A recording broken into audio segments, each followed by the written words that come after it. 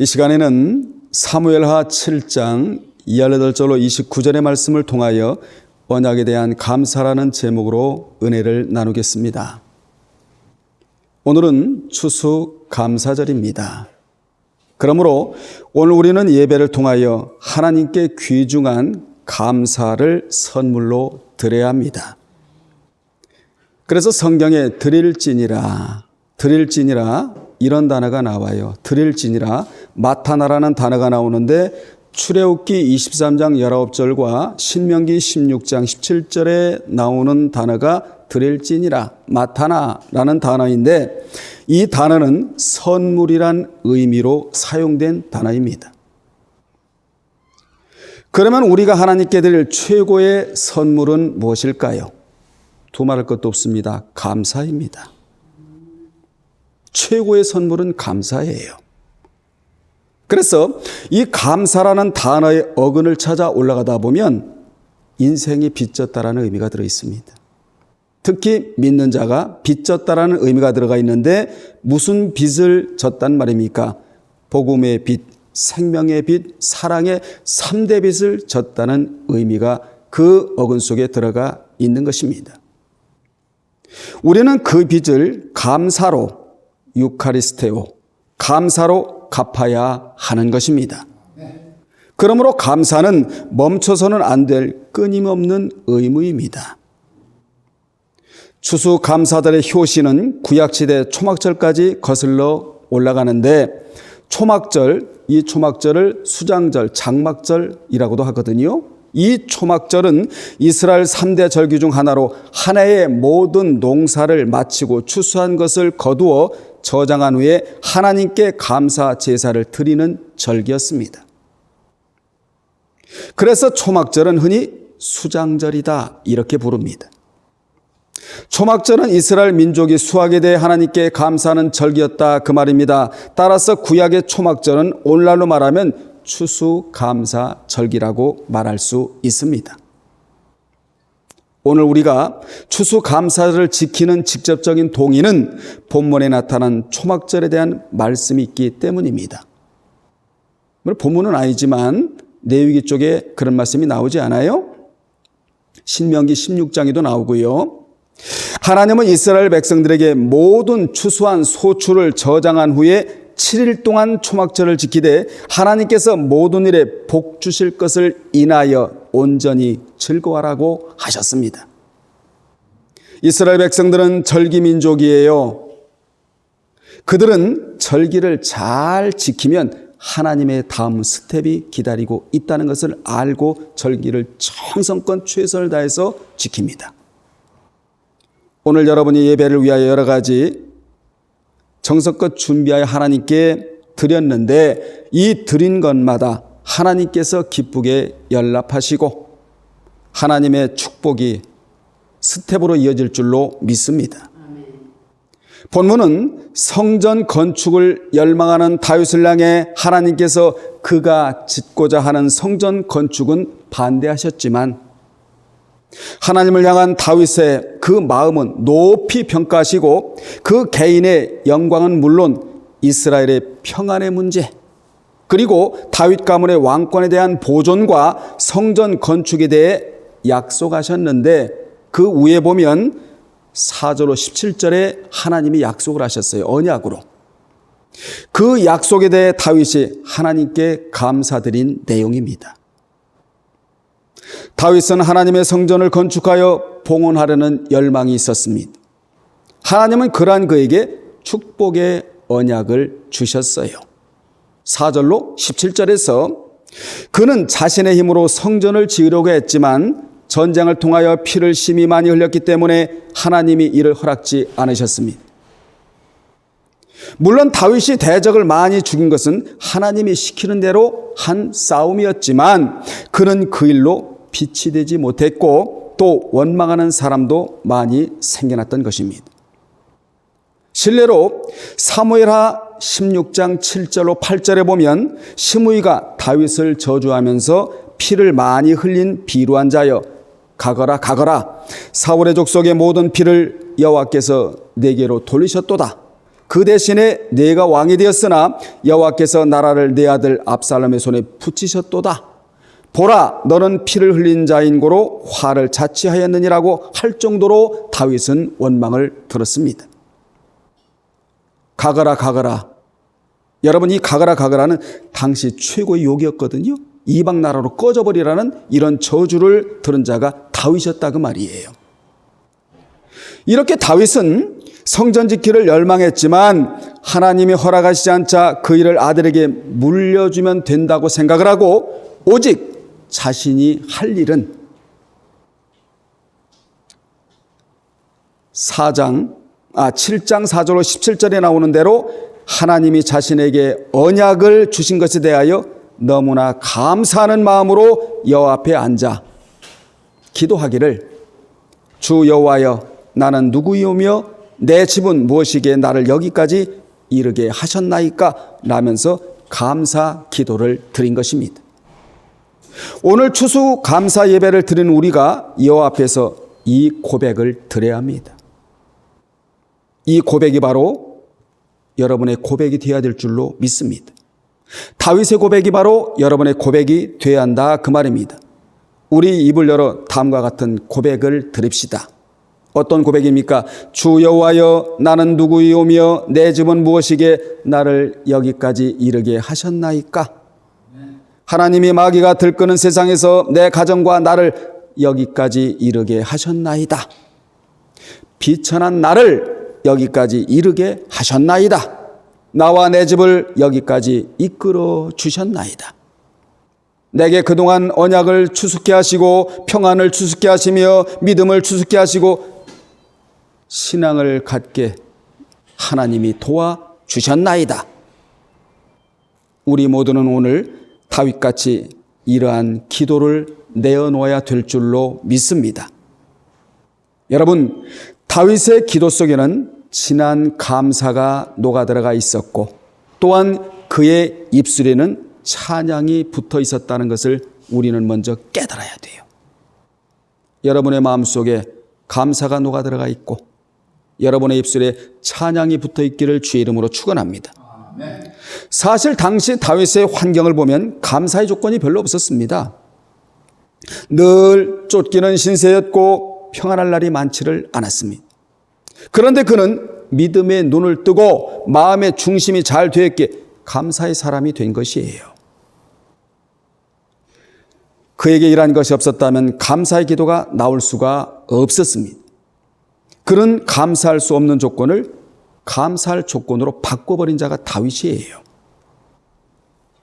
감사할 수 있는 조건에 감사하는 것은 누구나 다 할 수 있는 것입니다. 하지만 감사할 수 없는 조건에 감사한다는 것은 아무나 할 수가 없는 거예요. 진짜 믿음이 있고 진짜 신앙이 있는 자만 가능합니다. 성경에 감사를 왜 그렇게도 중요하게 다루는 줄 아세요? 감사할 때 문제가 해결되고 축복이 따라붙기 때문에 그렇게도 감사의 중요성을 강조하고 있는 것입니다. 우리의 삶의 문제가 해결되는 데 있어서도 감사가 차지하는 비중이 얼마나 큰지 모릅니다. 성경에 보면 어느 시대이든지 감사가 메마르면 문제가 많이 발생하고 감사가 메마르면 물질이 메말랐다는 것을 볼 수 있습니다. 그러므로 사실은 물질이 메마른 것이 아니라 감사가 메마른 거예요. 감사가 메마르면 물질이 메말라요. 감사가 메마르면 이전 비와 늦은 비의 작동도 원활치 않습니다. 또한 기도가 메마르면 능력이 메말랐다는 것을 볼 수 있습니다. 우리 모두 감사가 풍년이 되어야 될 줄로 믿습니다. 감사가 풍년이면 물질도 풍년이고 기도가 풍년이면 능력이 풍년이에요. 이번 추수 감사 예배를 통하여 감사와 기도가 회복됨으로 말미암아 여러분의 삶의 물질도 풍년이고 기도의 능력도 풍년인 그러한 분들이 되시기를 주님의 이름으로 축복합니다. 여러분, 감사하는 데는 돈이 들어가지를 않아요. 감사하고자 하는 마음만 있으면 되는 것입니다. 언약 백성이라는 사실을 깨닫고 그 언약을 주신 것을 감사하고 신뢰하고 그 언약이 나의 삶에 반드시 이루어질 것을 믿고 감사하면 되는 거예요. 그러면 다윗이 언약에 대해 감사한 내용이 무엇이냐? 첫째, 그는 현재 베푸시는 은혜에 대해 감사했습니다. 그는 먼저 자신에게 현재 베푸신 은혜에 감사하고 그리고 이어 이스라엘에게 베푸신 은혜를 감사했습니다. 그리고 하나님의 언약 성취를 간구하고 마지막 언약의 핵심이라고 할 수 있는 그의 왕조에 초점을 맞춰 기도한 것입니다. 다윗은 본문에서 주 여호와여, 주 여호와여라는 호칭을 몇 번이나 사용했느냐? 7번이나 사용을 했어요. 7은 무슨 수죠? 완전수예요. 이렇게 7번이나 사용했는데 그가 이렇게 부른 것은 두 가지 의미가 있는데 먼저는 하나님과 자신과는 언약이 연결되었다는 사실을 강조하기 위함입니다. 여러분도 하나님과 연결되어 있지요? 주님과 연결되어 있지요? 성령님과 연결되어 있지요? 진리와 연결된 사람이 되어야 돼요. 다윗은 나와 하나님과는 언약으로 연결되어 있다. 이 얘기를 지금 하고 있는 겁니다. 그는 하나님과 자신과는 언약으로 맺어진 사이라는 사실을 잊지 않았어요. 이 자가 누굽니까? 언약민입니다. 언약 백성인 거예요. 여러분도 하나님과 언약으로 맺어진 언약민이에요. 그래서 기독교는 언약의 종교입니다. 언약을 믿지 못한다면 언약 백성이 아니며 그 언약의 성취를 기대할 수 없는 것입니다. 실례로 여호와의 눈은 의인을 향하시고 그의 귀는 그들의 부르짖음에 기울이시는도다. 시편 34편 15절의 말씀이 언약 아닙니까? 이 말씀이 믿어지는 자는 의롭게 살려고 발버둥을 치는 거예요. 믿어지니까. 뿐만 아니라 의인이, 여기 의인은 행의인인데 행의인이 환난에서 부르짖으면 여호와께서 건지신다. 이 사실이 믿어지는 자는 하나님이 환난에서 그냥 내버려 두지 않는다. 반드시 내가 의롭게 사는 한 하나님이 환난에서 수렁과 진토에서 나를 건져내 주신다. 이 말씀이 믿어지면요, 환난이 두렵지를 않습니다. 고난이 두렵지를 않아요. 왜 그렇지요? 환난과 고난만 있는 것이 아니고 수렁과 진토만 있는 것이 아니고 거기에서 하나님의 손이 건져주신다. 이 사실이 있기 때문에 그래요. 뿐만 아니라 의인은 버림을 당하거나 그의 자손이 걸식함을 보지 못하며 의인은 종일토록 은혜를 베풀고 꾸어주며 그의 자손이 복을 받는다. 이 언약이 믿어지면 무엇보다도 의인의 자격을 갖추고 살려고 노력을 한다, 그 말입니다. 부모님들이 하나님 앞에 의롭게 산다면, 언약으로 연결된 삶을 산다면 자식의 걸식함이 없습니다. 자식은 꾸어주고 베풀며 하나님 안에서 복된 인생을 살아간다는 것이 성경이 주는 교훈입니다. 그 다음에는 자신이 하나님의 종으로 여기고 있음을 강조하기 위함으로 주 여호와 7번을 부르고 있는 거예요. 이같이 다윗이 여호와를 주로 부른 것은 자신이 하나님의 종으로 여기고 있음을 암시합니다. 그는 자기가 이스라엘 왕이기 이전에 하나님의 언약을 이행하여야 할 종임을 깨닫고 있었다, 그 말이에요. 우리 모두 하나님의 종이에요. 하나님을 주인으로 섬겨야 할 종입니다. 둘로스들이다, 그 말이에요. 이 종은 천국 가면 대접을 받아요. 힘들고 어려운 세상을 살아가면서 우리 이렇게 늘 고백하고 삽시다. 나는 하나님의 종입니다. 보통 종이 아니고 거룩한 종입니다. 말씀대로 살려고 몸부림을 치는 종입니다.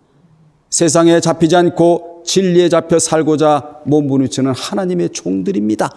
이런 고백이 오늘 예배를 통하여 여러분의 예배에 있어야 될 줄로 믿습니다.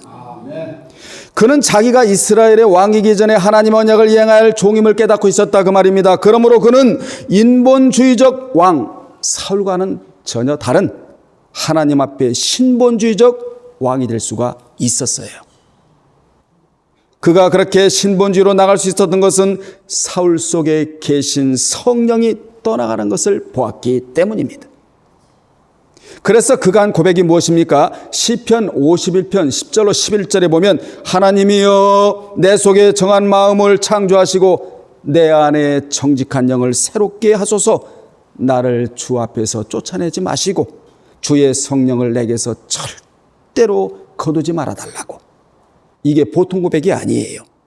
그러면서 11절에 보면 하나님이여 나를 꼭 붙들어 달라고. 여러분을 붙들어 줄 자가 세상에 누가 있겠습니까? 만왕의 왕이 되시고 만주의 주가 되시며 여러분에게 언약을 주신 그 언약을 성취시켜 주실 우리 하나님이 여러분을 붙들어 주실 분이십니다. 그분이 곁에 계시는 것만도 우리는 너무나 행복한 사람들이에요. 여러분, 다윗은 이런 고백을 했습니다. 하나님이여 나를 붙들어 주시옵소서. 하나님은 강하시고 하나님은 능력이 있으십니다. 나는 연약하고 나약합니다. 그러니 하나님이 나를 붙들어 주셔야 내가 살아갈 수 있다고. 나를 붙들어 달라고. 그는 성신을 받았던 사울왕이 하나님을 거역함으로써 그 성신을 빼앗기고 이에 따라 하나님과는 아무런 상관없이 폐기처분 당한 사실을 아는 자였습니다. 그는 성신이 떠나가는 것이 얼마나 비참한가를 너무나 잘 알고 있었어요. 여러분, 사울 속에 계셨던 성령이 떠나가시니까 당장 사울을 뭐가 잡죠? 악령이 사로잡아요. 악령이 사로잡으니까 늘 번뇌 속에. 그 뒤로 약 20년간이나 왕 노릇을 해먹었다고 제가 말씀을 전한 적이 있지 않습니까? 하나님 없이 그 일을 해먹었다라는 거예요. 사울의 20여 년의 세월을 보면 여호와 없이 사는 인생이 얼마나 비참한가를 우리로 하여금 잘 깨닫게 해줍니다. 우리는 하루를 살아도 여호와와 함께 살아야 합니다. 말씀과 함께 살아야 합니다. 감사와 함께 살아야 합니다. 기도의 능력과 함께 살아야 될 자들이 바로 우리인 것입니다. 우리 다윗같이 고백을 해야 됩니다. 하나님 나를 붙들어 주소서. 여호와가 전부입니다. 여호와만 계시면 됩니다. 이런 고백이 의무적으로 여러분 입에 있기를 바랍니다. 본절에서 다윗은 나는 누구이며 내 집은 무엇이기에 나를 여기까지 이르게 하셨나이까 라고 물으며 자신이 지금 체험하는 하나님의 은혜에 대한 감사를 감격 어린 고백으로 표현하고 있는 것입니다. 특히 이 기도는 성전 건축에 대한 하나님의 분명한 거절 후에 나온 기도예요. 우리 같으면 소위 시험 들었다 이럴 거예요. 그런데 다윗은 절대로 시험 들지 않았습니다. 여러분은 신앙생활 하시면서 시험 들지 않기를 바랍니다. 시험은 합격을 해야 돼. 우리 같으면 시험 들지 않았겠어요? 얼마나 오랜 세월에 준비를 했습니까? 성전 건축을 하려고. 자재도 준비하고 금도 준비하고 은도 준비하고 사람도 준비하고 다 준비하는데 안 돼. 너는 안 돼. 이런 거절을 받았어요, 다윗이. 그런데도 다윗은 하나님 감사합니다. 하나님 감사합니다. 그러니까 감사의 사람이었다. 그래, 그 말이에요. 위에서 잠깐 언급했지만 그는 자신의 힘으로 성전 건축을 원했지만 하나님은 너는 피를 심히 많이 흘렸고 크게 전쟁을 했으며 내가 내 앞에서 땅에 피를 많이 흘렸은즉 너는 할 수가 없고 내 아들 누구죠? 솔로몬이 할 수 있다고 한 후에 이 고백이 나온 거예요. 항상 뭐하라? 감사하라. 아멘. 이렇게 그는 성전을 건축하려고 모든 것을 준비해왔는데 하나님에 의해 거절당했음에도 불구하고 현재 은혜 베푸심에 감사를 드렸습니다.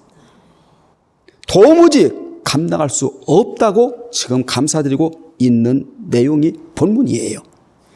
그의 기도가 응답되지 않음에도 불구하고 이렇게 감사할 수 있었던 것은 그는 믿음의 눈을 뜨고 감사가 무엇을 불러온다? 축복을 불러오고 문제를 해결할 수가 있다는 것을 알았어요.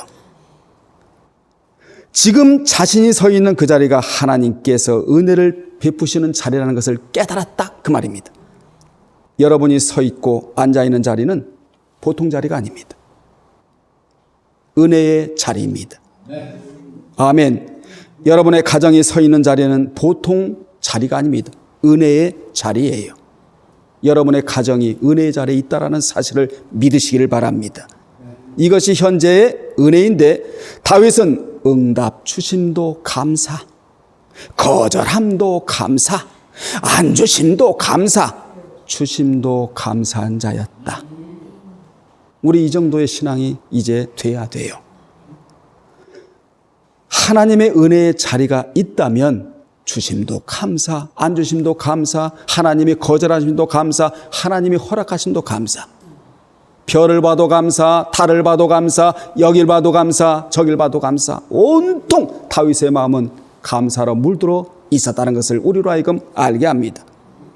그는 무엇보다도 하나님의 은혜를 아는 자였습니다. 그래서 그는 전쟁에 이겼을 경우에는 그 전리품을 다 하나님께 바침으로 감사했고, 하나님의 교회가 예루살렘에 들어왔을 때에는 바지가 벗겨질 정도로 체면을 내려놓고 힘을 다해 하나님 앞에 감사의 찬양을 올린 자였습니다.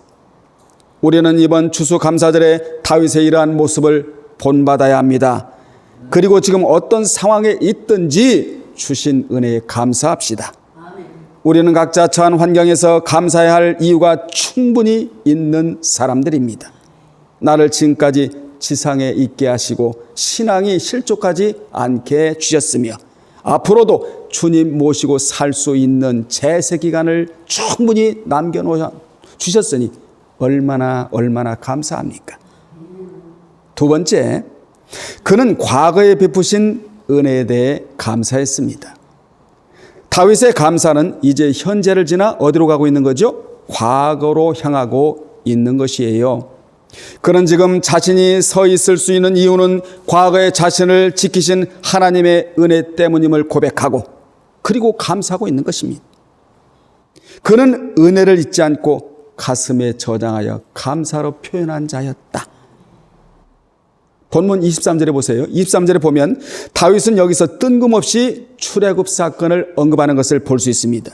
왜 뜬금없이 출애굽 사건을 언급하고 있느냐면 그는 하나님께서 과거 이스라엘을 애굽에서 불러내지 않았다면 지금도 이스라엘은 노예 생활을 거듭하고 있을 것이고 다윗도 그 비참한 노예의 삶을 살고 있을지 모른다는 마음으로 뜬금없이 여기서 언급하고 있는 거예요. 이 부분을. 그는 하나님께서 이스라엘을 지켜주지 않으셨다면 이방 나라에 빼앗겨 나라 자체가 없어질 수도 있다고 믿은 것입니다. 우리도 마찬가지입니다. 우리도 주님이 이 땅에 오셔서 원죄를 짓고 있는 나를 구속해 주지 않으셨다면 우리는 애굽에서 종살이했던 이스라엘 백성들과 같은 환경 속에 살아갈 수밖에 없는 거예요. 그런데 그분이 오셔서 나를 건지시고 나를 구속해 주셔서 우리가 영혼의 자유 속에 살아가고 있는 것입니다. 그러니까 찬양할 이유가 얼마든지 있고 감사할 이유가 얼마든지 있는 거예요. 여러분, 다윗은 이런 찬양을 주로 했는데 내 영혼아 여호와를 송축하며 그 은택을 잊지 말지어다. 자기 체면을 걸어버린 거예요. 이렇게 하루하루의 신앙을 점검하면서 나아갔던 자가 다윗이었습니다. 세 번째, 그는 미래에 베푸실 은혜에 대하여 감사했습니다. 다윗의 감사는 이제 과거, 현재를 넘어 미래를 향하고 있습니다. 그는 과거와 현재와 마찬가지로 미래에도 한결같은 은혜가 있을 것을 그대로 믿어버렸어요. 그는 미래에 더 큰 축복이 있음을 알고 있었습니다. 이러한 사실을 알고 있는 성도들은 당연히 더 큰 감사와 더 진실한 찬송과 더 온전한 헌신을 드리게 되어 있는 것입니다. 오늘 드린 추수감사 예배를 통하여 내년에는 30배, 60배, 100배의 축복이 있을 것을 미리 믿고 감사를 드리자고요. 이것이 다윗의 고백이에요. 우리 모두 과거의 은혜를 기억합시다. 지금 현재 어떤 은혜를 받고 있는지 한번 둘러봅시다. 그리고 미래에 더 큰 은혜와 축복을 주실 주님을 바라보십시다. 오늘만 보고 실망하지 마세요.